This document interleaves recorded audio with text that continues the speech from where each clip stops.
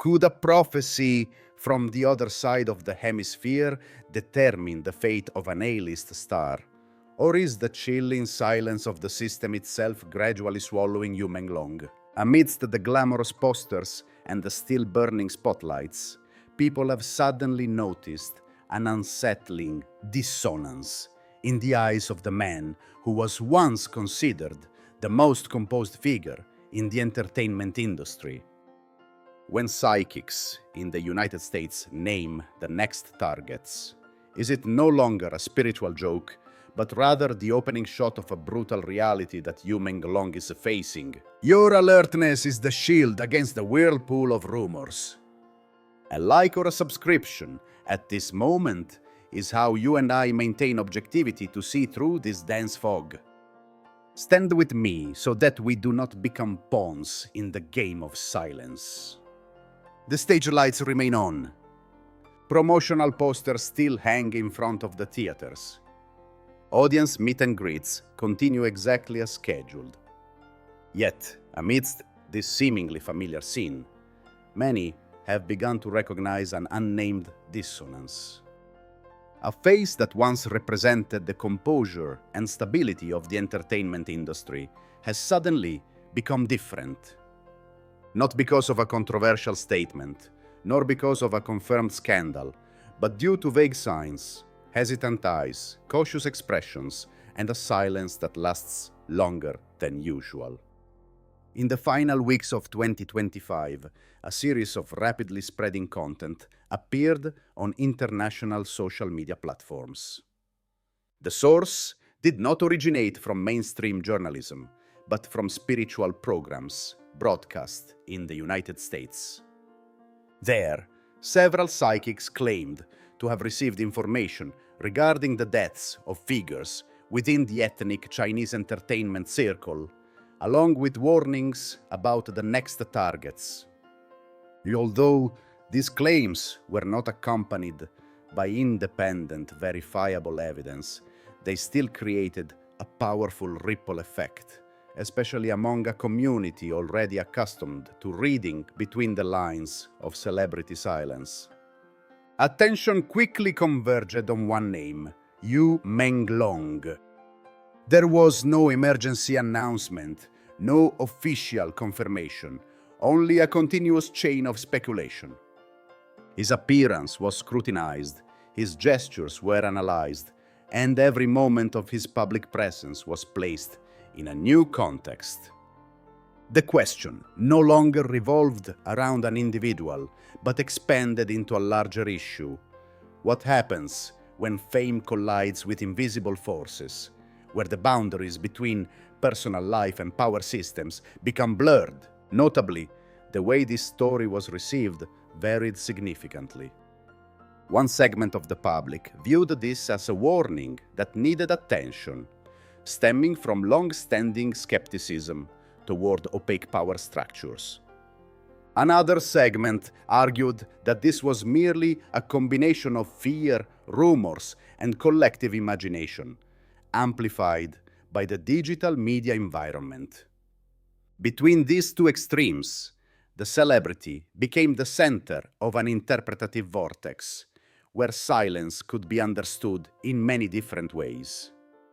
But behind the glamour and the excuses, what mechanisms are truly driving this crisis? We will analyze every detail, from the initial mistakes to the irreparable damages, to see how the entertainment world operates and how an icon is redefined.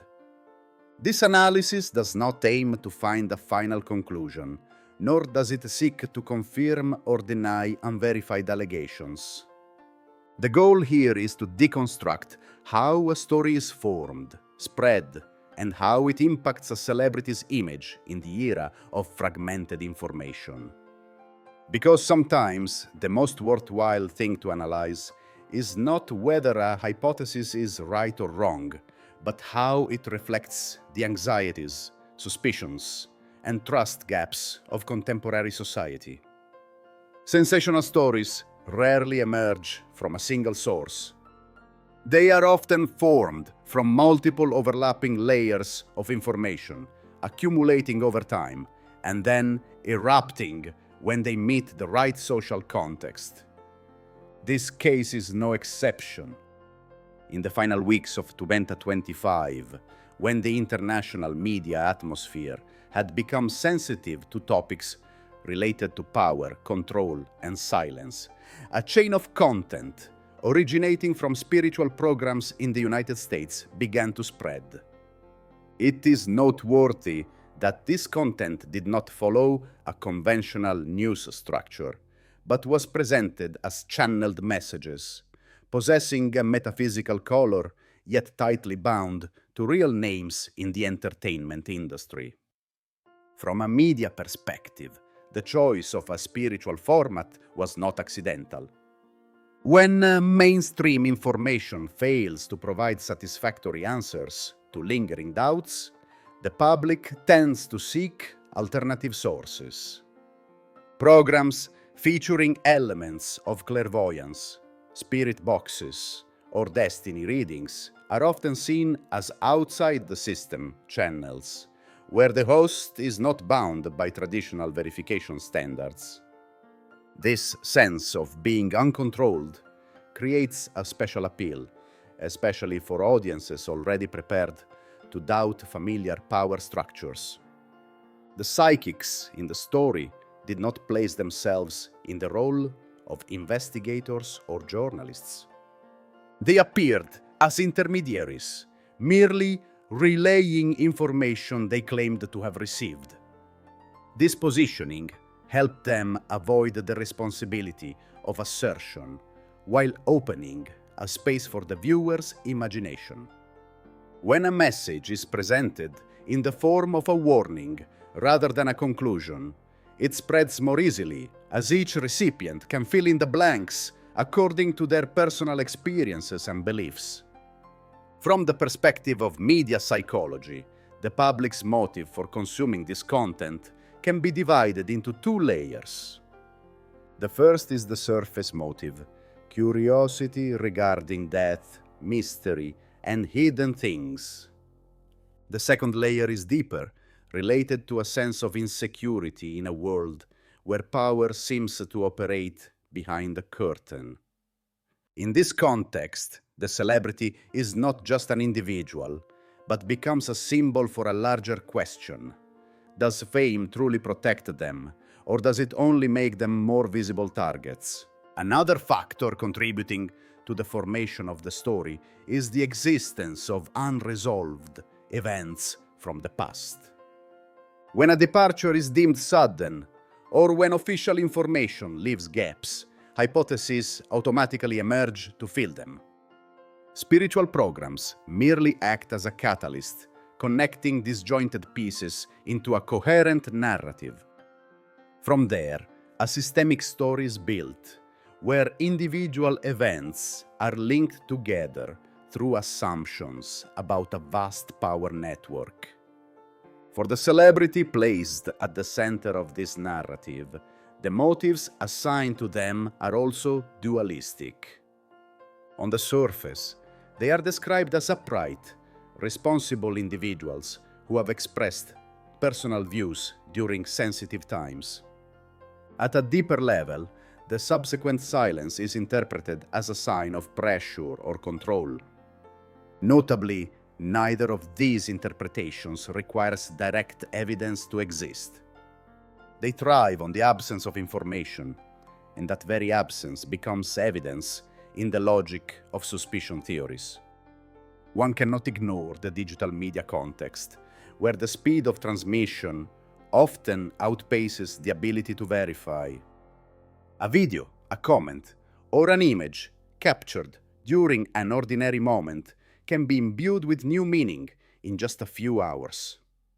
In such an environment, the motives of the content creator and the consumer tend to merge. The storyteller seeks attention and influence, while the viewer seeks a resolution for their own sense of unease. From an analytical standpoint, an initial observation can be made. This story is not merely the result of a spontaneous moment. It is the product of a long-term accumulation of social doubt, information gaps, and the need to seek meaning in an increasingly complex world. Spiritual elements are merely the form of expression, while the core of the story lies in the tense relationship between famous individuals and the systems believed to be beyond their control. When the story moved beyond the scope of spiritual programs and began to spread to mass media platforms, a new phase was triggered. This is the stage where information no longer exists as isolated statements, but becomes a continuous flow where every small detail can be stretched, edited, and reinterpreted. In that environment, the speed of transmission is faster than the capacity for rebuttal, and emotion often precedes reason. In a short time, clips, images, and comments related to the story appeared densely on multiple platforms. Some content was reshared verbatim, while others were edited to emphasize sensationalist elements. The same public appearance of a celebrity could be placed in many different interpretative frames. To one viewer, it was an expression of exhaustion. To another, it was a sign of invisible pressure. The media, in this case, does not just reflect reality, but directly participates in shaping how reality is perceived. Public opinion quickly polarized into two main streams, though the boundaries between them were not entirely clear. The first stream received the story as a warning that required attention. They argued that given how much information had been hidden in the past, asking questions was logical.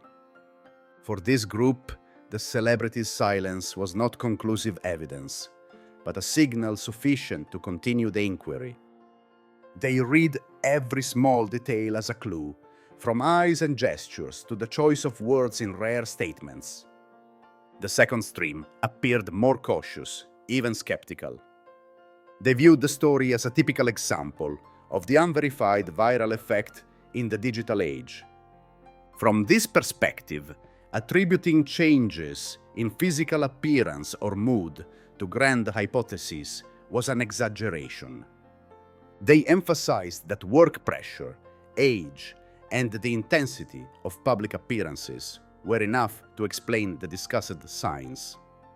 For them, the story reflected more about mob psychology than about a specific conspiracy.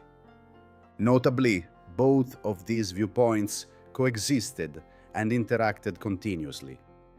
Each side found evidence that fit its own interpretation within the same dataset. An image seen as a proof of pressure on one side was seen as a misunderstanding on the other. Social media, with its mechanism of prioritizing controversial content, unintentionally amplified this opposition. Moderate opinions, calling for a wait for official information, were often submerged under the wave of more extreme comments. The impact of this deluge of public opinion did not stop at online spaces. It spilled over into how the public received related artistic products. Projects currently being screened or promoted were placed in a new context, where artistic value was overshadowed by peripheral speculation. A film was no longer evaluated purely on its content or acting, but was attached to a layer of meaning related to the actor's personal status. Revenue, feedback, and media interest were consequently affected, even if no clear causal link was established. For the celebrity at the center of the story, the media described them as being in a state of conditional presence. They still appeared and fulfilled their professional obligations, but every move was monitored more closely than usual. Silence in this circumstance became a complex media choice. Speaking up could trigger more controversy, while not speaking up opened space for speculation. This is a familiar paradox faced by many public figures, but in the context of this story, that paradox was pushed to a higher level by the blend of entertainment, metaphysics, and politics. Media at this stage was no longer merely a transmission channel, but became a space of contested meaning. The celebrity, despite not participating directly, was still pulled into that contest. Their image was reconstructed continuously, depending on the story the narrator wished to emphasize. A specific individual was gradually abstracted into a symbol of collective fear regarding power, control, and the fragility of fame. At the height of the climax, the story no longer revolved around external manifestations or disjointed details dissected daily by the media. The focus began to shift to a larger structural question. What happens when personal suspicions are placed in the context of complex power systems where entertainment, economics, and politics intersect? It was at this point of intersection that the story reached its highest tension, not because more authentic evidence appeared, but because the scope of interpretation expanded to an all-encompassing level. The first peak emerged when hypotheses began to link the celebrity with structures described as beyond the individual level. In this narrative, the individual was no longer viewed as an independent subject, but as a link in a complex chain of relations. Changes in behavior, prolonged silence, or strict adherence to work schedules were interpreted as signs of surveillance or soft control. Despite the lack of official confirmation, this interpretation was widely accepted because it fit a familiar pattern in stories about invisible power. From a media analysis perspective, this was the moment when the personal story was abstracted, and the celebrity was no longer just a person with their own emotions, pressures, and limits, but became a symbol for a collective anxiety. That symbol represented the question of the true level of freedom for individuals standing in the spotlight. When fame reaches a certain threshold, does it bring autonomy, or conversely, does it increase the level of constraint?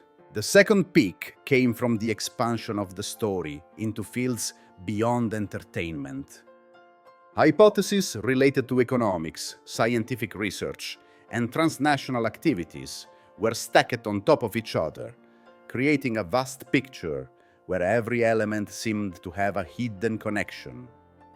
In that picture, the celebrity was only the starting point, not the ultimate center. Public attention shifted from the question of what happened to an individual to what mechanisms allow these systems to exist. It was precisely here that a moment of enlightenment began to take shape, not in the sense of finding absolute truth, but in the sense of identifying the limits of collective perception. Many began to realize that a large part of the narrative was constructed from information gaps. Those gaps do not possess meaning in themselves, but when filled with speculation, they create a seemingly seamless storytelling structure. The more complex this structure, the harder it is for the recipient to distinguish between fact and assumption. During this phase, the celebrity's silence was viewed through a different lens. Instead of being seen only as a sign of pressure or control, it could also be understood as a self-protection strategy in a chaotic media environment. When every statement carries the risk of being misinterpreted, silence is sometimes the only way to avoid fueling the vortex of speculation. However, the paradox lies in the fact that it is this very silence that continues to nurture the existing hypothesis. Enlightenment, therefore, did not come from decoding a specific conspiracy, but from a clearer awareness of how power narratives are constructed. It showed that in modern society, where information moves fast and there is no single control center, grand stories are often formed from a combination of fear, imagination, and unresolved historical experiences. Celebrities, due to their public positions, easily become the reflection surface for those anxieties. At this point, the story reached an irreversible state. Whether the hypotheses continue or gradually subside, the celebrity's image has been placed in a new context. The public no longer sees them merely as an artist, but as part of a broader discussion on power and transparency. This is a consequence that cannot be measured by specific data, yet it has a long-term influence on how the personal image is received. The conclusion of this climax was not a clear answer, but a change in the way questions were asked. Instead of asking whether a specific hypothesis was true, many began to wonder why they were so willing to believe in it. That question opened up a space for self-reflection, where the public was forced to confront their own role in creating and maintaining power narratives. As the waves of public opinion gradually slow down, what remains is not a clear conclusion, but the echo of unanswered questions. The celebrity at the center of the story continues to appear in public, fulfilling their professional roles, but their image has taken on another layer of meaning. No longer merely a symbol of success or talent, they have become a vivid illustration of the fragility of individual status in a volatile media ecosystem. As the darkness of prophecies from across the hemisphere begins to surround the stage lights in Beijing, we are forced to ask, is Yu Menglong standing at the peak of his career, or is he standing on the brink of a predetermined script? His unusual silence and his hesitant gaze are not just the expressions of an artist. They seem to be the code of a soul struggling amidst invisible forces. Could that brilliant glow be the perfect velvet curtain to cover a silent escape? This journey is not just a hunt for sensationalist details, but a cruel test of a community's alertness before the power of fame and authority. In an era where trust can be manipulated through a single silence, the caution of the information recipient is the final boundary to protect an individual's dignity. We are witnessing the change of a system where silence is no longer a safe haven, but has become the center of all suspicion. The future of Yu Menglong's story may forever remain a book chapter without a final page, a question mark hanging between reality and rumors. But regardless of the outcome, it has left an unforgettable lesson. In the modern world, truth needs not only to be sought, but also to be protected by a compassionate heart and a sharp intellect. When the stage lights go out, what will remain to shield the person behind the title of artist? The answer perhaps does not lie in press releases, but in the way we choose to remember and perceive this story. Every second you pause to reflect, every like or subscription at this moment is an affirmation that the truth cannot be buried by hidden rules. Join me in speaking up in the comments section, so that our voices become the light that pierces through the dark corners that Yu Menglong cannot yet name.